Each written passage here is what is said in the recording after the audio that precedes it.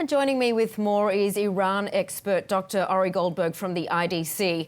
Dr. Goldberg, a pleasure to have you with us. Now, Israel has a policy, as we know, of not commenting on accusations of attacks in Iran and even in Syria.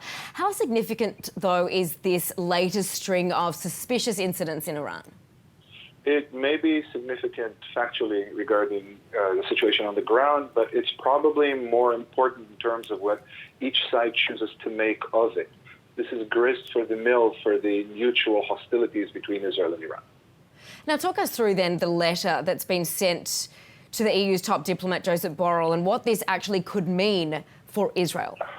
The meaning is that the Iranians are still sticking by the nuclear agreement. They still want to discuss potential conflicts through the mechanisms that the agreement establishes. That's good news, I think, for regional peace. It may be a little less good for Israel, who sticks to a hostile policy with regard to Iran. But in terms of the substance, what in fact is Iran accusing the European signatories of doing or not doing? Well, we don't actually know yet. We know that it will accuse the European signatories of not living up to their end of the agreement, but details have yet to be released regarding the specific violation the Iranians are claiming. So then what would Israel do? What can Israel do, for example, if this falls through in a month and the nuclear deal is voided? I actually doubt the nuclear deal will be voided, but even if it does, this isn't Israel's party. Israel will probably continue to do what it has done. It may consider itself politically triumphant, but that remains to be seen, particularly with, all eyes being on the American election in November.